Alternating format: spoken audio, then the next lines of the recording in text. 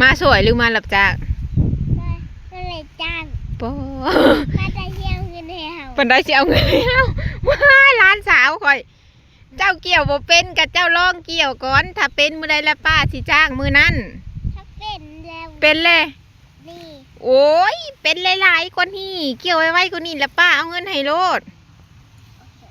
โอเคบ่อยากได้เท่าไรเงินหะ50ผู้ปอราคานี่ก็ซ้ำคนเกี่ยวเป็นแล้วฮะเลยเจ้ายังบ่เป็นนี่สิเอาฮอดพี่อยู่บ่2-3 พันได้อยู่บ่ได้บ่2-3 พันบ่ได้ลองเกี่ยวเป็นก้อนป้าสิให้โลดเอาวันละ100,000ผู้เนาะโอเคบ่อยากได้ยังได้เกี่ยวข่าวบ่เป็นหากรรมน้อยๆนึงเอาลองเบิ่งติดหนีก่อนเด้อป้าติดหนีก่อนเด้อเจ้าเป็นเจ้าใหญ่จังเอาเด้อเกี่ยงเงินขาเกี่ยวข่าวเด้อโอเคบ่โอเคเนาะแสดงว่าโอเคมั้ยบ่โอเคดูโอเคใหญ่จังเอาเด้อ